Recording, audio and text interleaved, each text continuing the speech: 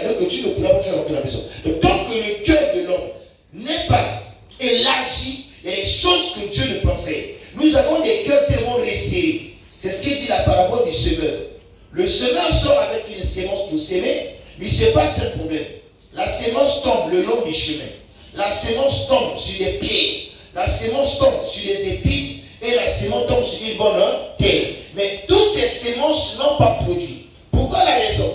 Quand vous prenez le Matthieu chapitre 13, verset 22, il dit, la sémence qui est tombée sur les épines fut étouffée. Parce que dans le cœur de l'homme, il y avait des soucis du siècle présent. Nous prions.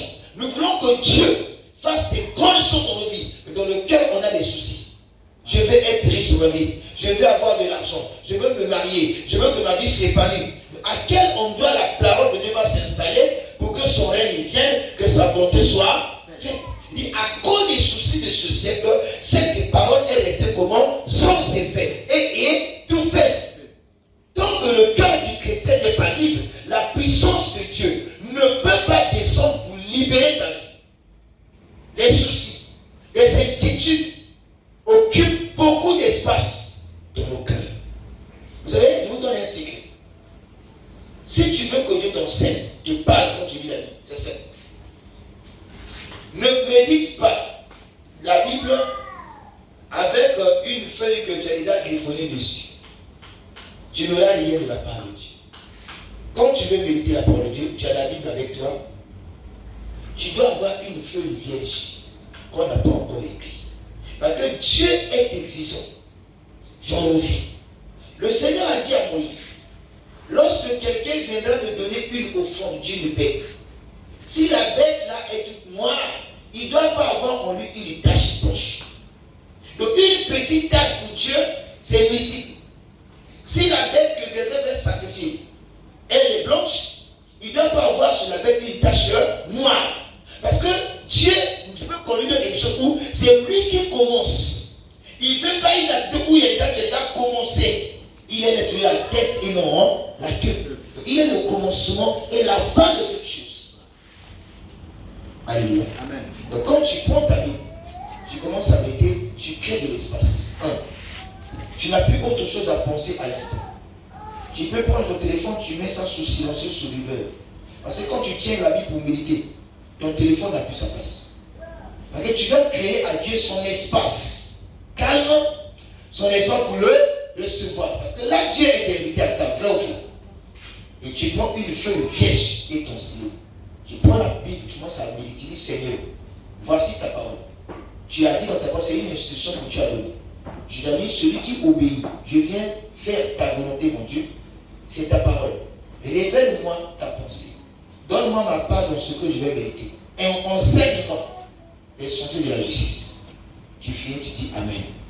Tu commences à lire. Tu commences à lire. Et tu vas te rendre compte qu'il y aura un verset qui va t'intéresser. Mais une phrase donc tu vas lire ça de 5 fois, 10 fois. C'est là où Dieu attire ton attention. Je suis là.